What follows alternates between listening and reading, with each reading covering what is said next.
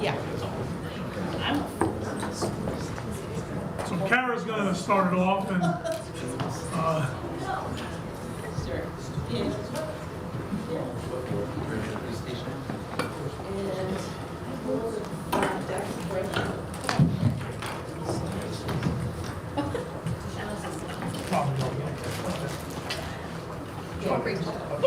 probably Good evening, everyone. So the purpose of this workshop is really just to kind of bring everybody back on board to the academy, the purpose, what we have planned. From the very first time that we presented, it was a couple of years ago, the board has since changed over.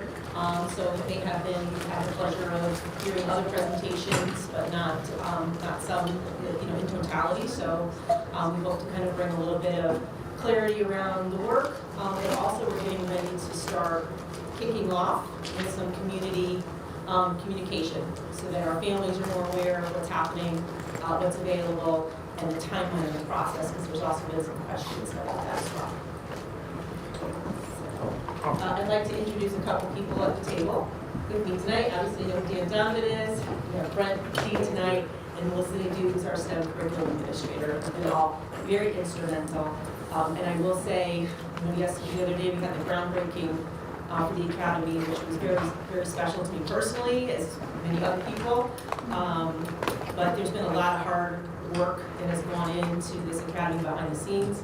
Dan and I received some citations, but Melissa could have easily received them. Brent, I have a whole team at Danbury High School who's been working, our curriculum administrators who've been working kind of day and night on a lot of collaborations behind the background with all the administrators at DHS. So there's a lot of people that are involved in this, so it's not just a couple. Kelly Truchas has been right at the table with us as well. Okay. And Kim Thompson will be planning our staffing with us for years to come with this, so thank you. Okay, so we'll get started.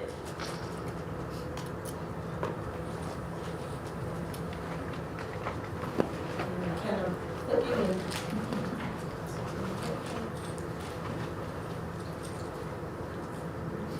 Okay. On button. Sorry. Okay. So as you're well aware, this is our DPS vision about aspiring to advance all learners to their highest potential. And then our mission, of course, which really centers on that pivotal transformational learning word, which we're taking very seriously in the visioning of this academy model. So a lot of this work dovetails in and is part of our portrait of the graduate. So when we talk about what we want in terms of the vision for our students, what we want student outcomes to look like, the kind of experiences that students have that allow them to be well-rounded individuals that are ready for the world of work and college, beyond. We have looked to our portrait as a graduate to lead the way in our thinking and to serve as the lens for all the work that we're doing. And so there's been a lot of questions. So how does this portrait of the graduate, the work on the academy, and the shifts that we're making kind of all fit together? Where are we going to see how this plays out? So we've been working through, as you know, developing a continuum of the portrait of the graduate through delineating the characteristics of an advocate, communicator, a collaborator, an innovator, and a learner. And really having conversations about what that means at the high school level, what that means at the middle school level, and now in development over the next year or so will be K-5 as well. So that we have a K-12 continuum of skills and attributes that we're all working to kind of surround our students with and to support them so that they can achieve at greater levels. As we build curricular experiences, as we bring on programming, we will be integrating these attributes and experiences into the curriculum. We're also going to be providing increased early college opportunities, which is super important for our students as well. So in addition to nurturing these attributes, making sure that they're well prepared for walls beyond Danbury High School. So the Career Academy concept is not new. It's a little bit more new in this area, this part of New England. We have seen many amazing models, starting with our visit and trip to the academies of Nashville. where we first started to understand a little bit more about the power of this model. So career academies are designed to prepare students for college and career. They are schools within schools. They help to personalize, especially our large high school, help to personalize the learning environment. And they are schools that work deliberately with community partners, peers, teachers, in a structured environment that fosters academic success. There are 3 key elements in a career academy concept. One is that they provide a much smaller learning community. When you think of the size of Danbury High School, you start to break that down and group students by like interests, passions, and games. All of a sudden, things become more personalized and more meaningful and more focused. Not just for the teachers, for the students, for the families as well, and then our community can come and support in these areas of interest. We are still providing college preparatory sequential curriculum with a career theme. This is not a technical high school, but we'll be doing a lot of technical things with STEM, computers, an amazing array of opportunities that await for students, but all preparing students for college, should they choose to do that. One of the other unique elements to this is that there's an advisory board that supports the school system and the actual academies.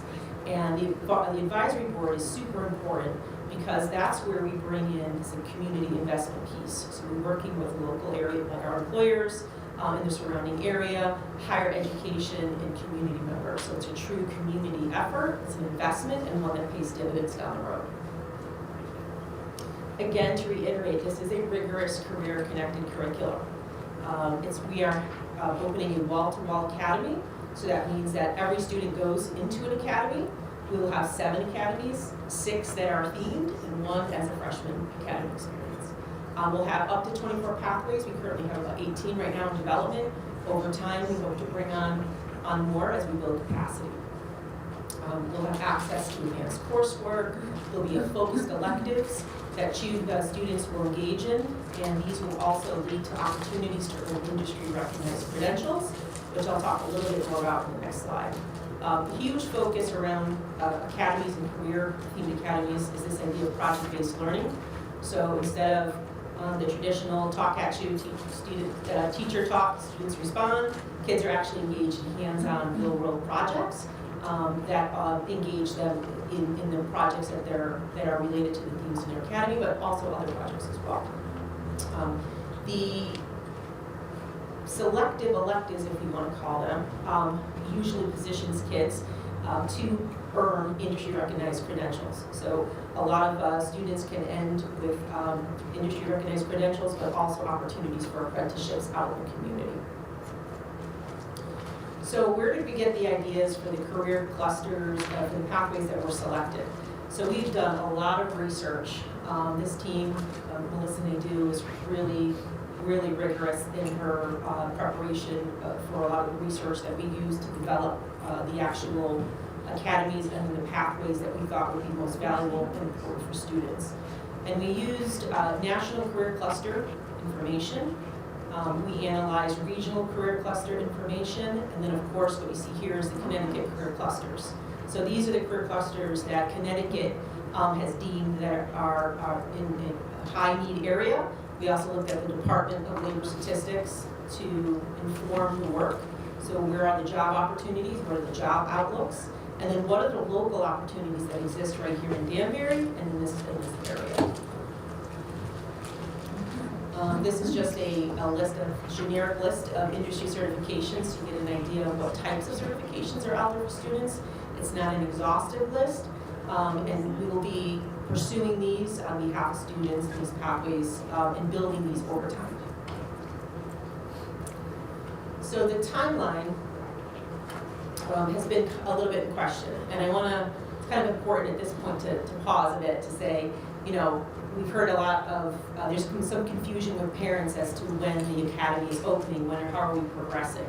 And so while the building itself is not opening, right, for another year than it was originally intended to, we are still progressing along our timeline and making some adjustments. And some of that will be very complex on our part, particularly on Dan's. with the number of students that will be coming up to Danbury High School, but it's not going to stop the flow of curriculum and the opportunities that we'll be working on for students in the interim. So for example, right now, our current 8th graders in 2022-2023 will be our first cohort to come to the high school to be a first graduating class of the academies. In 2023-2024, they'll be the freshmen. Sorry, I said that incorrectly. 2022-2023 are your current 8th grade class. The first cohort will begin in 2023-2024, and they'll engage in the initial career exploration course that we have prepared for that. Okay. In 2024-2025, the Essentials course, it will be for all students. So that's really kind of a foundational pathway course. So students will, as they select their academies, after freshman year, they'll go in, as a 10th grader, they'll be in their academies, and their Essentials course is a foundational course that they'll take in the area that they selected. So for example, if you look on the second half of the slide at the bottom, those are the foundational courses, and will make a little bit more sense when we talk about program study guides. And then in 2025-2026, those students will be headed towards their specialized courses. So a student in 8th grade now will exit, will still be participating with us in this program, regardless of whether or not the building is actually open just yet. So that nothing's being paused in terms of the curriculum development. So they'll still have those experiences. If the building doesn't open on time from with the new date, then we'll have another some issues there. But right now, we think we can still continue forward. I'd like Dan to talk a little bit about the academy and the sites and some of the programming that we have in place. Thank you. All right, here we are, folks. This is the most important thing, not true, that you have to take home to know. Both of these, because it came out not wrong, but a little different when we first started this project. Both academy sites fall under the umbrella of Danbury High School. I think there was a lot of confusion when it first came out that there were going to be academies at this new site, which was called Danbury Career Academies, because that's what we named the building real quick. We had it at the summer. It's important to understand that both of these spots, places, Danbury High School and it was up there as the Danbury Career Academies, fall under the Academies of Danbury High School. Okay? So let's all say it. Academies of Danbury High School, because I need you as the Board of Ed to make sure when you're talking to people that they understand that. Because I still get a ton of them and get a lot of questions about that. I'm only one, so I'm hoping the more people we get to say it the way it is, which I know many of you have already had, it'll get out to the families the way we want it to, that they are still part of Danbury High School. You know, there will not be a full-size auditorium at the new building, which we refer to as the Danbury West Side campus. What do we call it, Danbury West? It's DCA. The public has known it as DCA, but we're going to call it the West Side campus for Danbury High School. But that doesn't exclude them from being part of our musical productions. Sports teams, there will be no sports over at the Danbury West Side campus. We won't call it West Side, though. They're all going to come back to Danbury High School. They're still part of Danbury High School. It's just in a different location. Okay? It was one of the reasons that this all started, because we know it was the need to remove some people from Danbury High School because of our size. And as we were contemplating that almost pre-COVID, it was, how we were going to do that. Then Nashville came out and then we took this idea and said, well, if we're going to do it, this is the model we want to do it. This is the best thing we have going forward and we want to do it. So the academies of Danbury High School. Okay? So what does it look like? The Danbury West campus and the Danbury High School main campus. Okay? At Danbury West, there will be 2 high school academies. My glasses aren't working. Emerging technologies in scientific innovation and medicine, along with the middle school, which we will talk about a little bit later, innovation and design. Appreciate it. And at Danbury High School, we will have, although that shows 4 academies, there are truly 5. Because what's off of that slide is the one all the way up top, where all of the students will be coming out of 8th grade, will be going to Danbury High School for that year for the grade 9 exploration and experiences at the main campus. So every student coming out of middle school in 8th grade will go to Danbury High School. From there, they will choose probably in early January, if not late December, when we're doing our exploration course, which academy they will choose. And then from there, they may head to the Danbury West campus as they hit 10th grade when the building's ready, and 4 of those academies will remain at Danbury High School. The plan right now, as we've designed it, is to take those familiar with Danbury High School, the different levels in D building, and create an academy on every level with, we can't have all the new shiny stuff over on the west side, so we've got some great plans going forward, working with the architects and things like that to have it here and chopping that huge.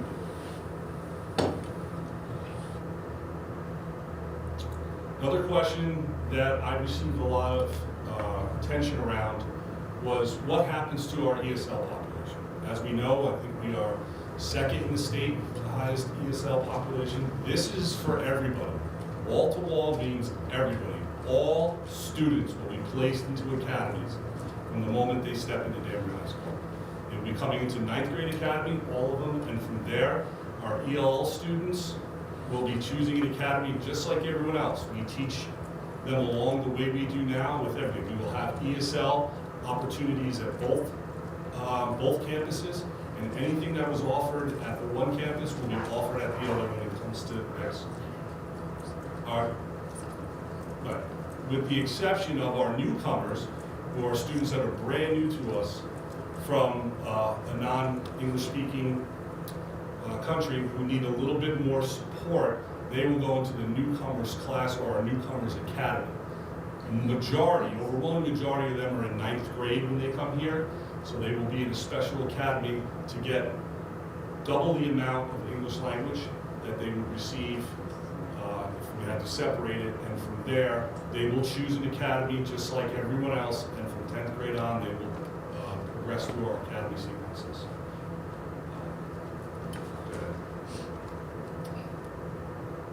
Kelly, you want to talk about, I will say before Kelly starts, same exact model for special education.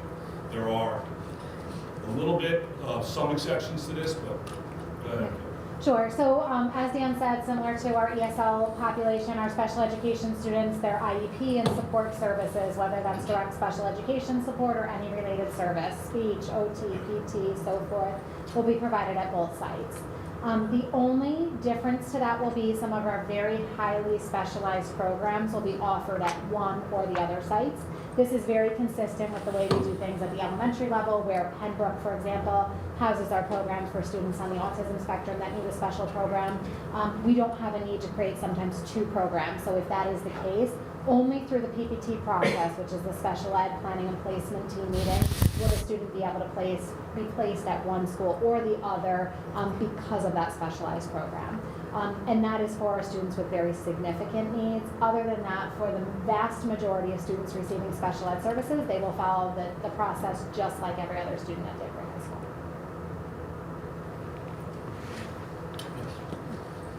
So, experiences. It's all based on student experiences.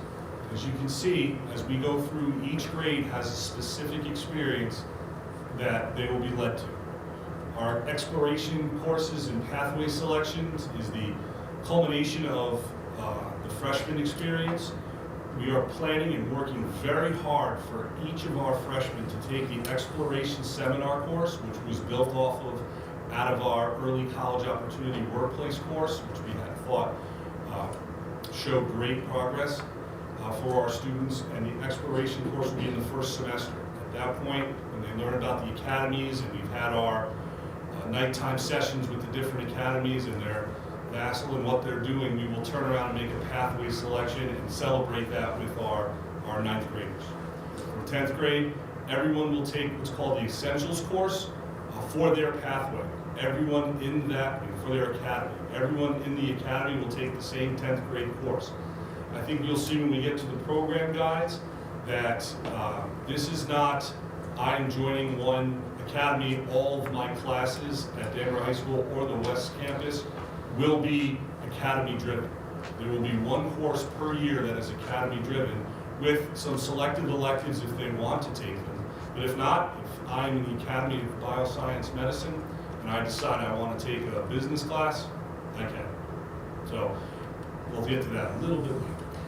I jumped ahead, I'm used to that. 11th grade, we start talking more about pathway electives that they can take, and we introduce job shadowing. Mr. Dean Brent Dean over here is working very hard to get industry partners that allow us to job shadow during the day for students. I know right now our CNA classes do it at the hospital for internships and things like that. They do some job shadowing. And then when we hit 12th grade, our capstone class as it sits right now at Danbury High School will change dramatically and be themed to the academy/pathway that they are in as a culminating project to show the successes and relates directly back to the portrait of a graduate and all the attributes that are required there. Hopefully, we will have a tremendous amount of internships for students. It's going to be very difficult to try to place upwards of 800 students in internships, and not everyone may have the time in their schedule to do it or the interest, but we are going to try our best to, any student that wants an internship in a local business will have that opportunity. So what is the freshman experience? As you know, we've had a freshman academy for 15 years now, I'll say. Helped develop that before I took it over before principals. It's got to be 15.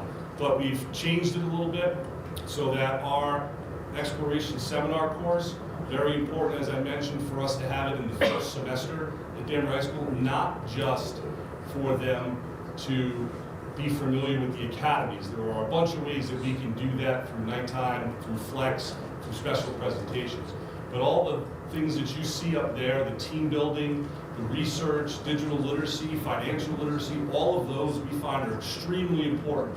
Team building being number one, because if we can start building a sense of community at Danbury High School early on in their freshman year, that'll pay dividends for another 3.5 years for us.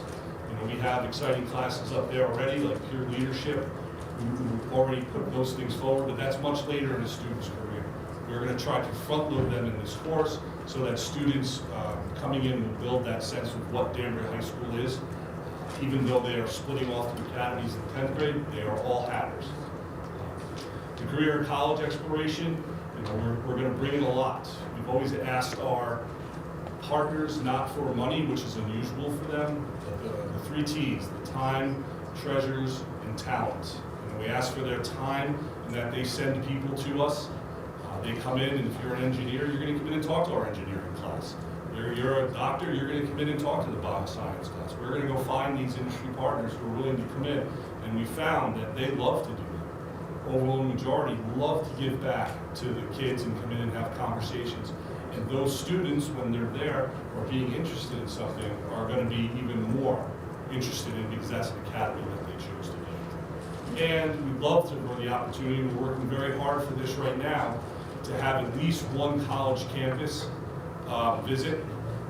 Like I said, with our size, it's a little difficult to bring that many, but when you break it down into the small learning communities that we'll have for the academies, it will be easier for us to bring a freshman from, you know, maybe going to this academy in the second half of the year to something they find more interesting than just visiting a college campus. So we're working very hard with our local colleges and universities for this, and we're making some great headway. So how do we get picked into our academies? Well, as I said, late December, early January, we'll have a lottery, and the lottery system will be the same as it is for the elementary and middle schools. You're going to pick, and hopefully it would be awesome if everyone picked got their first choice. I'm not sure that would happen. We're hoping that through our course that we educate them enough that they're making a decision for them based on their interest and not based on, say, social groups where their friends are going to choose because I want to go to the new building, because I want to stay at the old building, but something that they truly have an interest in, and that will make school itself more interesting for them. So, you know, are we allowed to transfer students coming in, and are students allowed to switch through academies? We really haven't gotten that far yet as to doing it, but yes, if there's room in an academy for someone to switch to, then yes. But the industry certification that they may receive at the end may be in jeopardy because they didn't go through all of the classes that say someone who came in 10th grade. Transfer students will receive the lottery materials before making their pathway selection when they come in. That's going to happen when we choose, someone comes in as a junior. We do have a lot of upperclassmen travel in and out of Danbury, so when they come in, they will try to choose something that, depending on the availability, but that has an interest in them. Quick question, Dan. On the lotteries, it works similarly to the way the middle school west side works. If someone applies for a global or they apply for STEM, so they have to pick a specific academy that Yes. they want to go to? Pick three. Give us your top three, Okay. maybe four. And we're trying to shoot everyone get their one, but I don't see how it's going to work with everyone. In May, we did an interest survey with the staff, and it was pretty interesting. One academy came out a little bit more than everything else, but then the rest of the staff was kind of even going around. It was very interesting to find out the credentials and what teachers did before they came on board in education. It kind of brought them down. There is when we went to, what part of our visit in our learnings, we went to Nebraska and we visited a really amazing academy out there. And one of the questions we had was around the lottery process as well. And Brett has since followed up and has been in contact with the executive principal at that school system because they used a company to facilitate the lottery process where they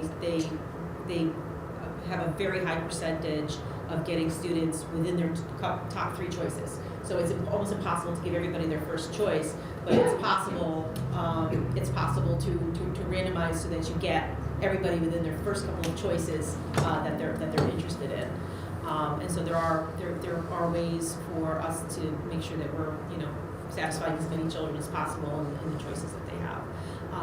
And so in the first year of the lottery process, we also talked about running the lottery as a backup so that we make sure that we're doing this not just the first time with one facilitator, but that we have a backup as well.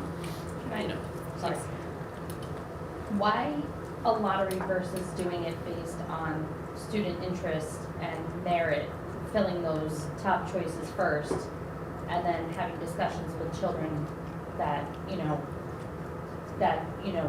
they're not fitting into those top choices because they're not putting forth as much effort as, say there's a child with a 40 and there's a child with 100 and the child with 100 doesn't get into their top choice and the 40 child does. Like, why isn't it based on merit versus just, hey, it's my lucky day? Sure. We've had this question before, right? We've actually already had some conversations around these things. So first, the lottery process, it's not merit-based in the sense that you're a smarter student, you get academics, so you get to pick your passions and pursue your passions. This is about all kids, and so we want to make sure, and these academies are accessible to everybody. So there's challenge within academies. There are college level prep courses and there's advanced placement level courses and college opportunities for ECO. So there are ways for students to excel and achieve in all of the academies and at different levels. And so, the idea of the academy is that not one academy is not more prestigious or so than another, but rather it's based on where students' interests lie and that they have a choice. The whole premise of this is that students are engaged in areas that they are very passionate about in their learning.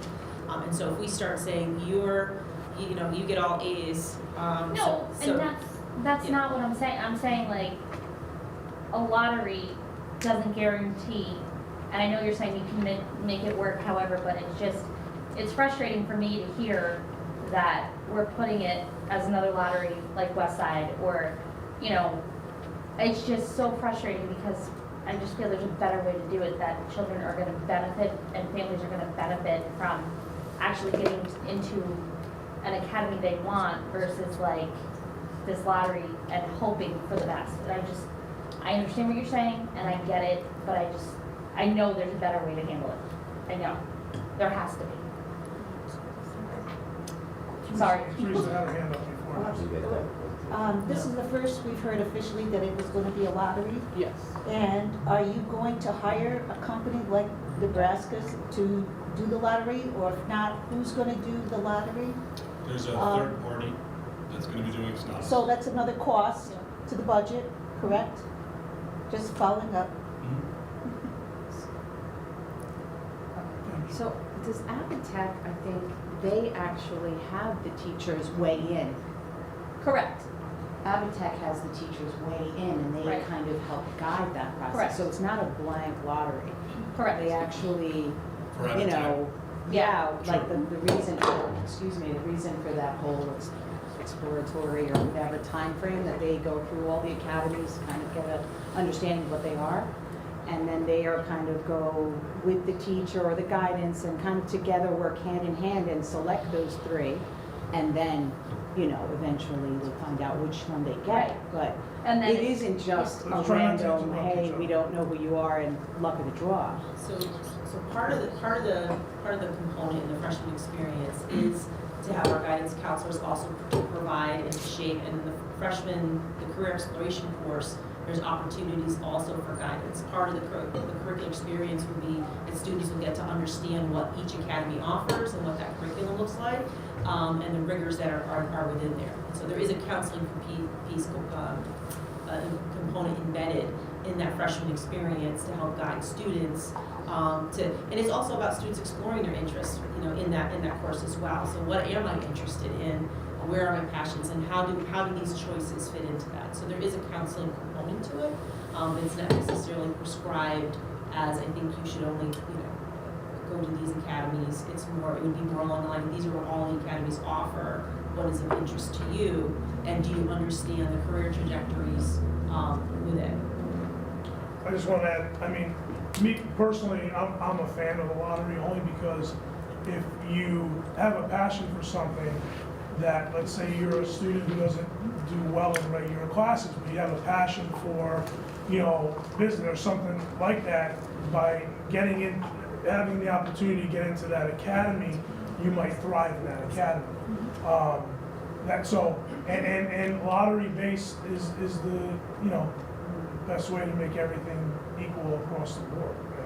And that is what we found in our experiences with visiting all the academies that we've been to, and understanding, you know, the real engagement factor behind it is in the power of that you just described. Ms. Daly, I'll go back to what you said. We as a group, this group sitting right here, went a lot on this, and, you know, I just turned to me and just said, how, you know, like what we couldn't come up with a system. That was, we're gonna take the first quarter grades and the transition from, like, that's where we got stuck. And I understand, and I don't mean their academic classes, I mean what they've been engaged in their exploratory phase, as Michelle was saying. Like, so, you know, if they pick one of the academies and they didn't enjoy it, and they didn't, you know, do well in it, the teacher knows that, right? And they pick that as their top choice, and they get in just because they feel that's gonna be the easiest one for them, or they pick it for some unknown reason, and they get in that academy, right, as their first choice. I just feel there needs to be more of just a lottery system, because that other child who picked it as their first choice, who may have done better, who may have been more successful in that exploratory phase, I know the answer, and I'm very passionate about this, because I understand it can work better. It can work differently than a lottery system, not better, it can work differently. Bridget had a, Just for clarification's sake, on my side. talk to the mic. I have to move all my stuff. Okay. Just for clarification's sake. So we're still doing 4 years of English language arts. Correct. We're still doing, so we're still doing language, so the child still has the option to do 4 years of Chinese if he chooses to do just Chinese. Yes. So these pathways, although critical introductions to a variety of different environments that students can work in post the high school experience, they're just a piece of the overarching high school experience education. So we're still taking math for 3 years. We're still taking science and language, which I mentioned, and arts. Correct. So I understand how complex it is to book a schedule, and the complexity only expands with the size of Danbury High School. So I'm gonna suspect that there'll be students in the pathways who don't get the classes that they want anyway, and that's just part of the high school Normal high school. planning experience. I understand about the lottery system, and I think that is probably the fairest way to go, because the students are also going to be experiencing all kinds of academic leaps and changes in the more traditional classes. So, did I get that right? Yes, yes, and just to clarify too, and I know you may have been, one of the reasons why we're doing this presentation again and kind of coming full circle, there was a point in time, and maybe I'm looking around at who was on the board at the time when we first conceptualized all of this. Rachel is not here tonight, but she definitely was at the table as well. And there was a really strong urge from the board at that time that the academies were going to be open to everybody. That came through loud and clear, and that was something that we have also held on to in our planning, and in terms of even thinking through accessibility for our second language learners and our special populations as well, and making sure that everybody has access to an experience. And I think if we could go through maybe the rest of the presentation, I know we knew that this was going to be a hotter topic than probably anything else in the presentation. We can certainly field more questions about it and discuss it at the end, and maybe to your point about the experience, we have a program study guide, which I would love to get to and show you, that would emphasize the point that you just made. Dr. Casimiro, given our 6:30 time frame, I'm wondering if we may have to come back again, just to make sure that the board has an opportunity to ask some questions, given the workshop invitation tonight. I don't know where the appropriate place to stop, but I think it's important that you have some time to ask some questions, kind of given the investment tonight. You want to stop here? Well, I don't remember what's left, and I don't know if this is a natural No, I transition. think you get through the next part, it'll answer Yeah. a lot of questions. Yeah, so we'll just, One of those. and certainly, we can do a part 2 workshop, But I don't want to leave tonight where they can't ask some questions. We have 18 okay. minutes left. but we haven't shown Yeah, I mean, we don't want to ask questions. on those. Quick question, It's up to you guys. Dr. Casimiro, sorry. Do we have access or do we have a printout about your presentation? So this will be posted on the website, we'll share it with everybody here. Oh, Yeah, perfect, thank yeah, you. you're welcome.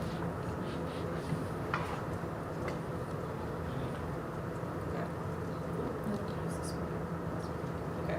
So also included in this presentation, and the reason why this is very small, but we wanted to make sure that we provided a little more detail than some of the other charts that were a little bit more high level. And so these will eventually get posted on the website for parents and for folks to start to look at. And so we wanted to provide more descriptive information about each of the pathways and sort of the intended experiences that will be in there. So we're not going to read all of these to you tonight, but you will, we want to make these accessible to our families and to our students as we start to really spread the communication word about the academies, so people can have an understanding about which each academy is about and what the pathways contain within. And so the program guide, getting into more granular even than what in the slides previous, is really a program sheet that students will be able to understand the kind of the sequencing of those electives in their course of study. And so along with their regular graduation requirements, they'll see how those CTE courses and foundational courses and exploration course fits in, and also some suggested options that they might want to explore with their passions based on the pathway that they're in. And so the program study, it really just delineates and helps the student to better understand and make those choices. And also these are great resources to provide some of that counseling on about where they find themselves, where they would like to see themselves, and the kinds of courses that they would be up for. So some of the courses and the options, again, at different levels of college prep and advanced study, have different levels of rigor, and students will see those in these planning sheets and be able to make some good decisions. Parents can see these as well, and as well as their counselors. Okay, so those are your typical, all your graduation requirements are there. Those are suggested aligned courses, your standard courses that all students have to take, and then there are electives in there where students have additional choice beyond the pathway. The yellow kind of careening across the middle of that sheet outlines the sequence that defines really the pathway. So primarily around the CTE courses. So you see 9th grade is our exploration seminar, that's a half-year course. At the end of 9th grade, students are really kind of making those decisions about where they want to be. They'll have full access to these program guides so they can understand the courses that they would engage in. In their 10th grade, they take their foundational course. All students within an academy, the same academy, have the same foundational course. So when you're talking about an academy that's really focused on engineering and different facets of it, the beginning course, the entry-level course is very similar for all, and then it branches out in grades 10 and 11, and is differentiated with different electives, one at more of introductory and one at more at an advanced level.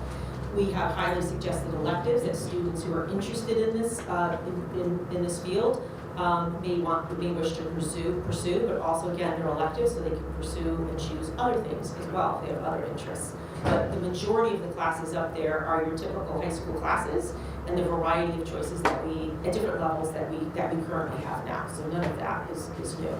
In addition to the program study guides, students will have an opportunity as we develop these further out to understand what technical and career organizations they can participate in, what are the work-based learning experiences that might be of interest to them, what are the industry-level certifications that are available in this pathway that they can pursue, any type of dual enrollment courses that we are engaging in, that we will be offering, and also ones that may be out in the community that they can do on their own in addition.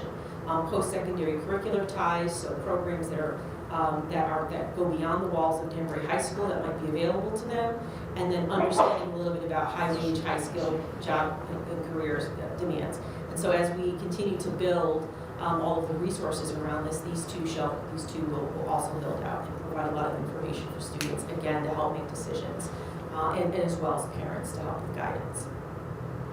And so how does all this curriculum get developed in these specialty elective areas? And so that's where our industry partnership comes into play. A lot of our teachers have tremendous skill set in a variety of areas, and one of the most interesting things is seeing when we surveyed our staff about their interest beyond what they're certified in, jobs that they had before they became a teacher, mid-second career jobs or their hobbies and other things that they have going on.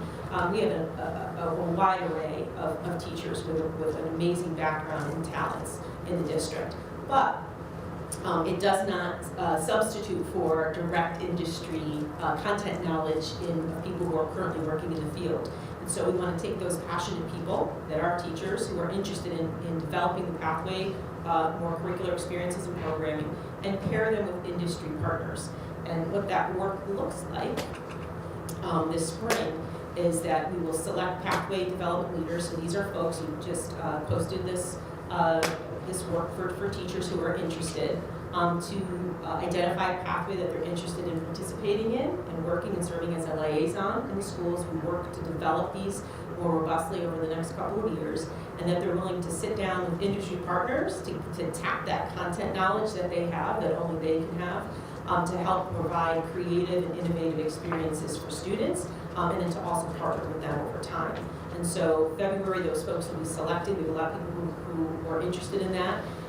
We intend to have an industry partner design sprint, and that's where we'll have a facilitated session with our industry partners and pathway leaders and our curriculum folks who supervise those areas, and then we'll start to lay out the outlines for the programmatic experiences in the form of the curricular units for those courses. And so the first year, so next year, we really only have our freshman academy course, and so then this year, this spring and summer, we'll be working to build that foundational course in all the academies, and so that'll be the first round of work, and then the electives that follow after that. So we're very excited about the collaboration between the industry partners and our teachers, which will be very exciting, and Brett will be working very hard to bring those industry partners to the table for us. No pressure, Brett, we need a lot of them. And then our teachers were very excited to begin this work. And And so I'll move through this a little bit more quickly. I think I've mentioned several times before that the Bar Foundation has supported a lot of our work in this area. They've supported our professional learning. I won't read all of these to you, you'll have access to those. But they've also supported us in terms of our ability to go and see these academy models and to work with people who have been doing it, to understand where their missteps were, to understand where their successes have applied and things that they would do again if they had to. So we definitely have learned a lot and continue to be supported by BAR for the next year or so. Behind the scenes, we have staffing realignment, so Dan is working hard with thinking through where our folks would like to be positioned in the academy model, the further development and refinement of a lottery process, because clearly there are lots of questions around that. Refinement of our career college, our career exploration course, so we've got some folks working on that right now. Development of our electives, establishment of academy partnerships. We're readying a communication roadshow to start having conversations with our parents and our families, and especially our students. And we have our teams engaged in continuous learning.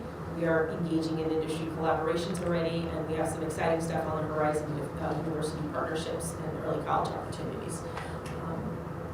I'm going to have Melissa speak about our curricular advancements and some really incredible partnerships that we have that we're developing now.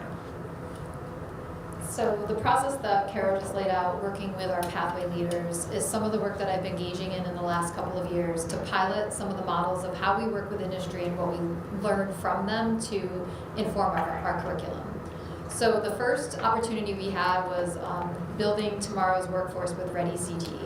And this provided us with the opportunity to send our own teachers out into the field.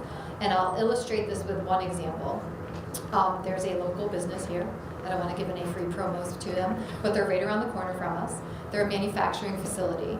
We sent teachers to go view what they do, what skills they need from students, and that inspired one of my science teachers to explore their wastewater management system. And so through that exploration, we have 2 field trips running for students to go to their facility and learn more about how they treat wastewater there, since they are a food packaging facility as well. So we're still hitting our science standards through this experience, but it gave her the opportunity to really make that learning place-based for the kids, and it also gave the kids the opportunity to go and see that facility.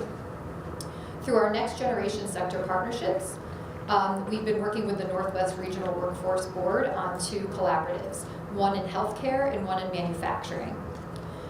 These partnerships have been wonderful for the Northwest Regional Workforce Board because it actually allowed us the opportunity to apply for 2 federal grants that are supporting the work in healthcare and manufacturing.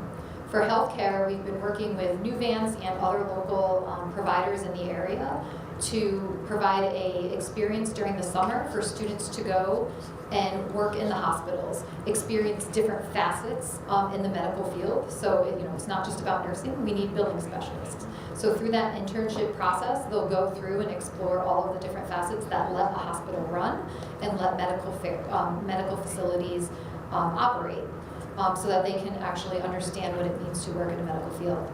The manufacturing partnership is a little bit different. It's exploring how to have more opportunities for students to learn coding and robotics through, from middle school through high school. But it also is an opportunity for some of our counselors eventually to understand how there's numerous pathways for graduates to enter the manufacturing field, which is a very lucrative career. And so that we can better inform our students of the opportunities that are out there.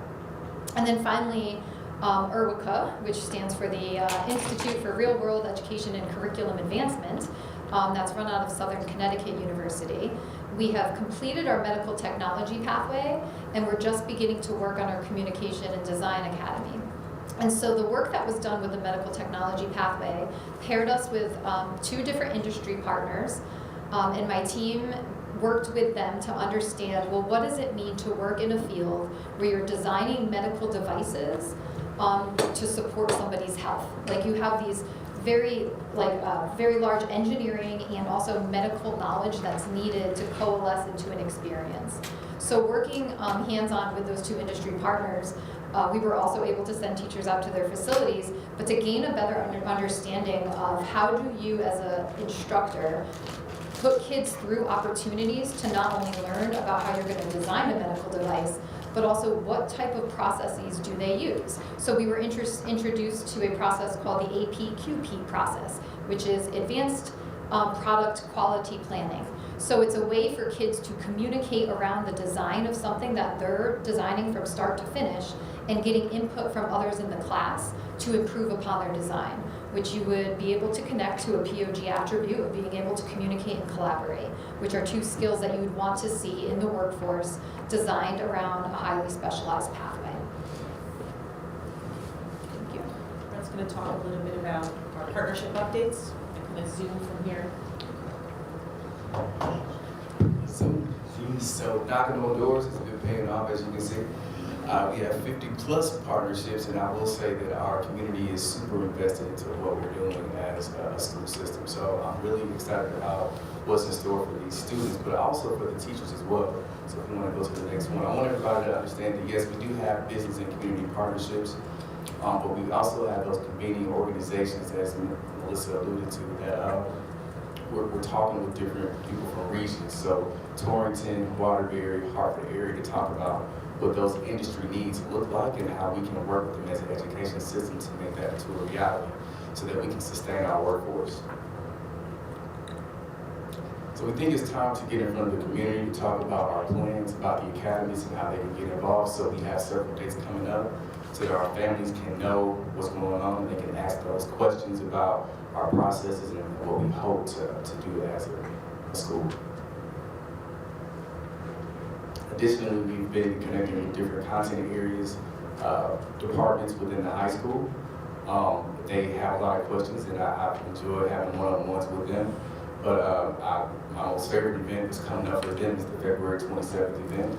I think it's important for our education staff to get in front of educators that are currently doing the work outside of Connecticut.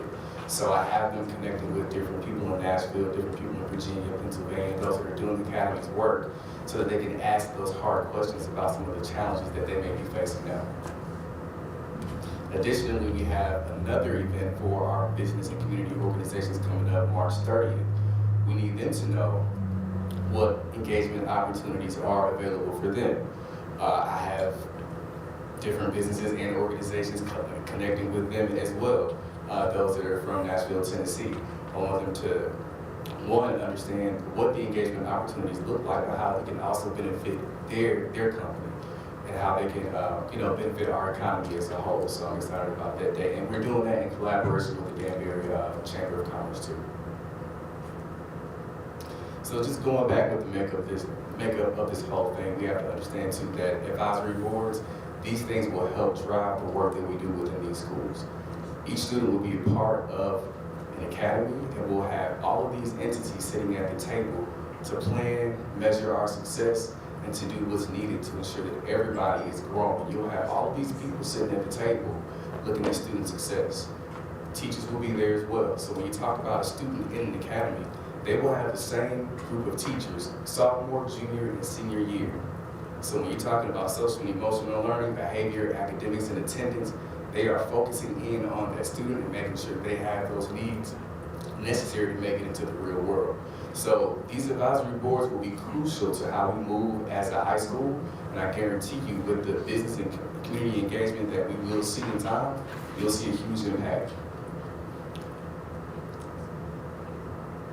You're missing Board of Education member on an advisory board. Sorry? The screen was small. It was right there on Should be the top of the list, no?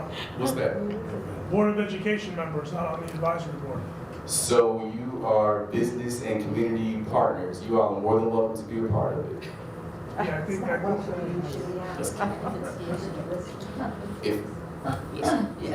Okay, so next steps, people. Sorry, somebody should have told you before. It's all good. Next steps. So we're just creating protocols in which we can count partner time and investment. It's important for people to know the amount of time our partners are putting into our students. So when we do start to see gains in every single area, we need to know what that looks like. And it's a couple of other things that we're doing behind the scenes as well to make this a well-oiled machine. Thank you. Yeah, we can take a break at the middle school and maybe do that in another session if that helps. I'll skip back to just the last slide. This information was already presented in other budget meetings, so I just wanted to make sure that that was in there in case your questions were on the cost. That was from the staffing presentation a while back, so just we added that in there to make sure that, that folks were aware of the price tag. That's part of the conversation.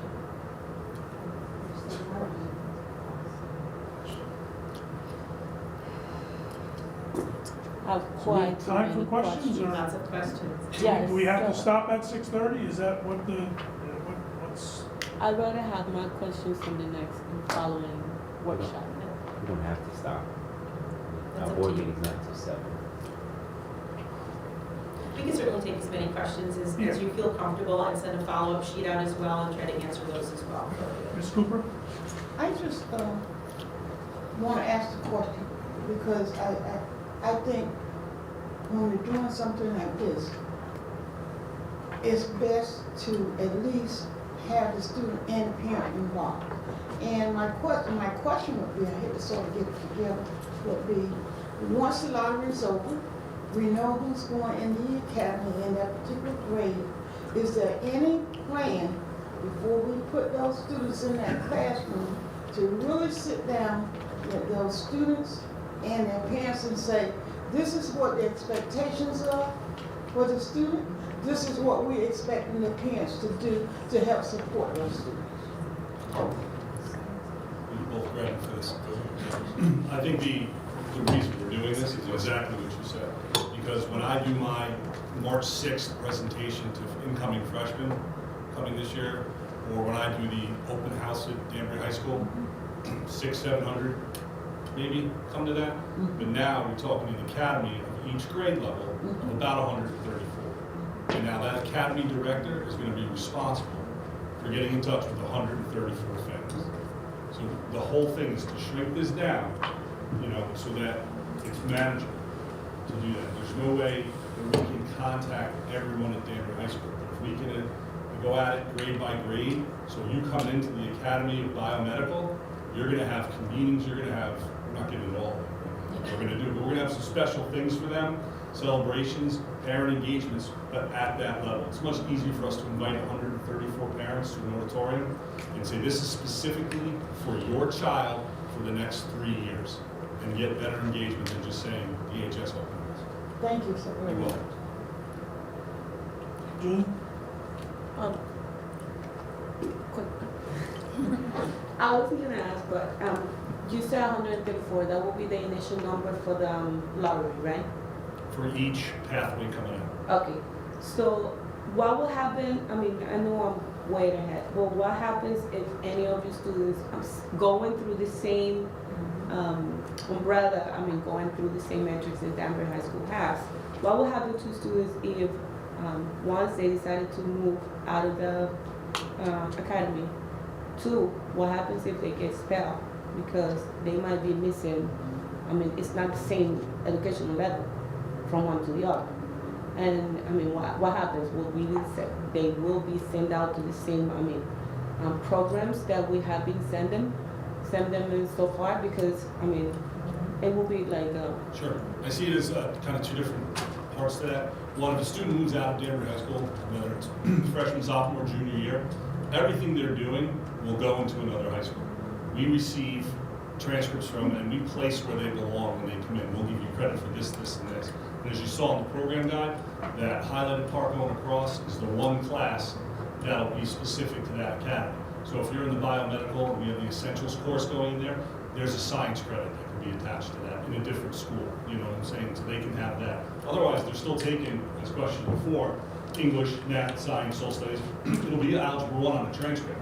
It'll be English 1 or English 2 on the transcript. The difference is English 2, and this won't be reflected on the transcript, will be specific, tailored to a little bit, same skills, same everything that Melissa was discussing, but has a theme around it, and that theme will be that Pathway Academy specific. So when they're learning about English 2, it's a little bit different for an engineer than it is for maybe someone in the medical field. So there'd be themed work. yes, but if I go out of your academy for a certain amount of time and I'm taking engineering, right? I'm gonna miss those classes eventually at some level. so I'm So gonna that takes the fail. second part, the expelled part. Uh-huh. If you get expelled and you Yes. get sent to reach, you will not be in the same amount, the same exemptions classes as it is there. Because unfortunately, it happens, we will have probably kids expelled from different academies. There's no way Exactly. we could put the essentials course for each academy. Exactly, but that's my point. How are we gonna balance that in order to get them back into the academy or back into the high school? Because eventually they will have different levels of education. Yes, sure. Yeah, please. so right today, I'll speak to what we do today, right? If I'm taking, piano at Danbury High School, right? We don't offer that course at Reach today. What we do is we offer a comparable elective so that that student can continue to make progress towards their curriculum. So our students will always be guaranteed their core content areas plus electives if they go to one of our expulsion programs. Correct, that we're not going to receive the biomedical information, so we will need to work through upon their return where is the best placement for that student. But they will have opportunities, just like they do today, to continue to make progress towards their graduation requirements in the core contents, and then we tweak and make some slight changes to the electives. The other thing that I can share, just what we're looking to do at the REACH program comparable, is to also give them career exploration opportunities and experiences, and some work out in the community as appropriate, depending on the individual situation to the child. So it will not be the same, but they will also be engaged in career exploration and different project-based learning opportunities at the REACH program, so that they can transfer back. So it's not much different than what we do currently. If you have a schedule right now with 7 different courses on there, you're guaranteed your 4 or 5 in the core academics when you go to REACH, but most of the students have changes to their elective area courses just because we don't offer all 100 electives that we offer at Danbury High School. Okay. Thank you. Oh, I'm deferring to Ralph. I'm ready I'm for sorry. that. I wasn't looking this way. Sorry. All right, I have just one question. So freshman year, they're going into the exploratory program. Then we have the lottery, the end of freshman year that will happen with their top 4 around that. Yes, it'll take us a little time to Okay. figure all that. And so they get into, say they don't get into their number 1, they get into their number 3. Is there opportunity to then move, or once you're in an academy, you're in that academy and that's it for the 3 years? Is there opportunity to move? Yep, there is. Short answer, there is. It depends on the availability of where they are. I mean, for some strange reason, this student is over here and says, this is going to be managing, right? But to switch from here to this academy, this one, sure, we'll switch. What comes into jeopardy is if you do that, say grade 11 or after grade 11, that credential or certificate that we're talking about then kind of becomes in jeopardy because you may not have that course sequence to get all the way through. So, but if you get there, and one of the bonuses of this also is, I'm going to be a doctor. I know I'm going to be a doctor. I get in there, I'm taking my medical classes going through, and guess what? I hate this. So guess what I do when I'm going to college? I'm not going to be a doctor. So it saves time and money right then and there. Is it perfect? Can we offer everything like a college can? No, we can't. We just can't do that. But yes, there is opportunity for them to switch depending on availability and all of everything together. Perfect, thank you.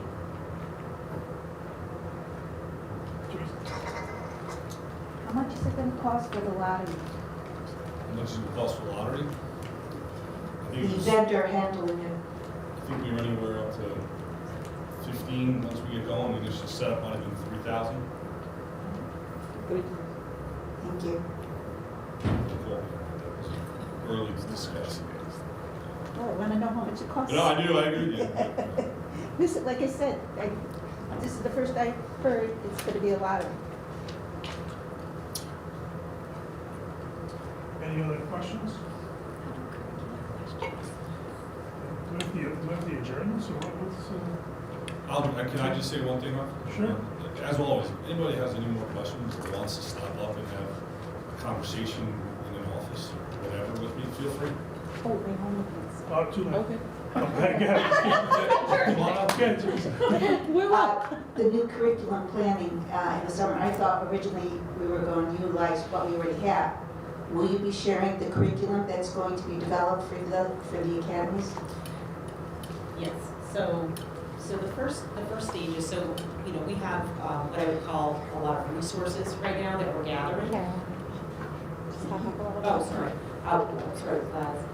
we have resources that we've gathered around all of these pathways, and we are going to be spending a lot of time. So I don't want to belabor at this point, but we're engaging in lots of university conversations. Post-university is one that we're having conversations with right now. They also have a lot of curriculum that fit in the pathways and can also offer a dual credit for students. So we'll be going through a process of laying out the different curricular options along each pathway. In terms of the actual development, so we'll have curricular outlines produced hopefully by the end of the summer based on some of the work that gets done this spring.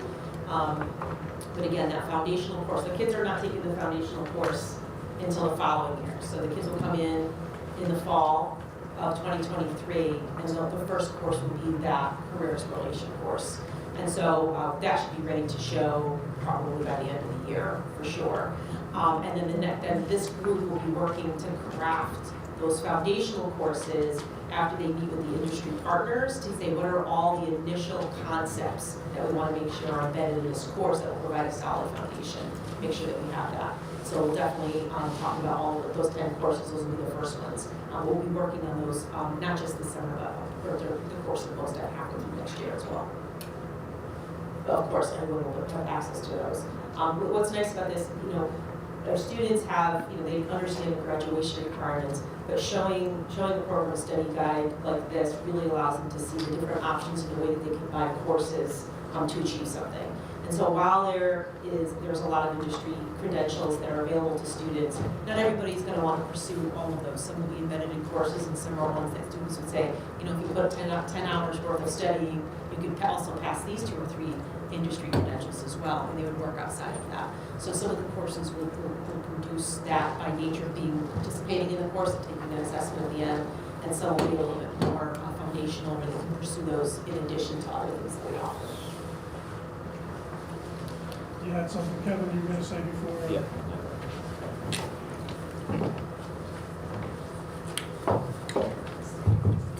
I just wanted to, thank you, Board Chair. So I just wanted to follow up on the conversation about the lottery, and I do think we're going to need further discussion on it. The discussion,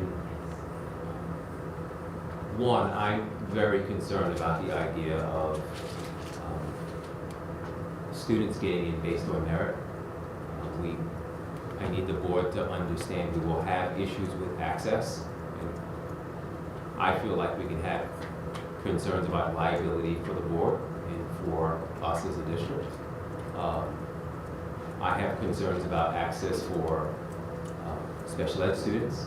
I have concerns about access for our multi-language learner students. And then I have concerns about access for all students. And then the idea of defining merit is I think, a subjective term. We can certainly make it objective, but then if we take this hard line, there are going to be a number of students automatically that don't have access to their first choice as an academy. So I agree, this is the first time you're hearing it, and we do need to come back and I think have more discussion about it.